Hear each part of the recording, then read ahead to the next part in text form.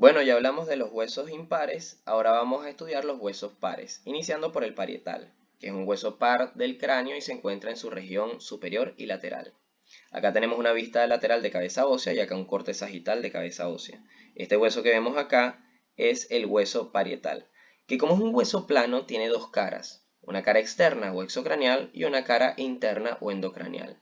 También tiene cuatro bordes, un borde superior, otro borde inferior, otro borde anterior y un borde posterior. Y finalmente cuatro ángulos, ángulo antero superior, ángulo postero superior, ángulo antero inferior y ángulo postero inferior. Comenzamos describiendo la cara externa. Acá tenemos un parietal visto desde lateral, esto es anterior y esto es posterior. Acá tenemos la vista lateral de la cabeza ósea y acá una vista superior de la calota. Fíjense cómo el parietal se une con su homólogo contralateral a través de esta sutura que se llama sutura sagital. Hacia adelante se articulan con el frontal y forman la sutura coronal, y hacia atrás se articulan con el occipital y forman la sutura lambdoidea. Ahora bien, ¿qué podemos decir de esta cara externa? Primero, que es convexa, y segundo, que hay una porción de esa cara externa que forma parte de la fosa temporal, al igual que una porción del frontal, una porción del efenoide y una porción del temporal. Entonces, en conjunto los cuatro forman la fosa temporal donde se aloja el músculo temporal, que es uno de los músculos masticadores que lo vamos a estudiar en miología de cabeza.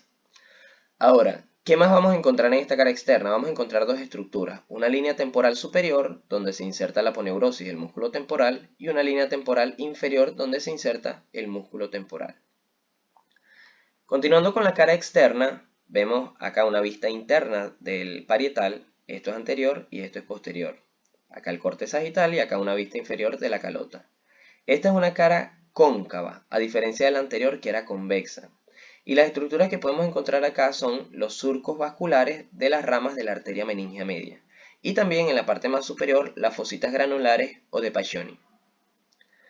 Ahora, hablando de bordes, vamos a tener un borde superior, que también se le llama borde sagital, con el cual se va a articular con su homólogo contralateral para formar la sutura sagital. Ahora también tenemos otro borde inferior o escamoso que se articula con la porción escamosa del temporal. Luego tenemos el borde anterior o frontal que se articula con el hueso frontal y forman la sutura coronal. Y finalmente un borde posterior u occipital que se articula con el occipital y forman la sutura lambdoidea.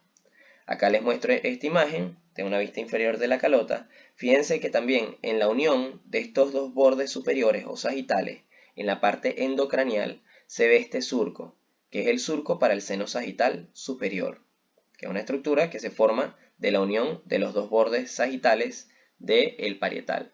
Recordemos que ya hablamos de él en frontal y hablamos de él en occipital. Todo este es el surco para el seno sagital superior.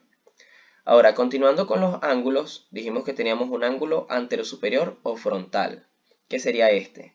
Acá, este es el ángulo anterosuperior, donde se están uniendo los dos parietales y el frontal, y forman un punto craniométrico, que se llama brecma.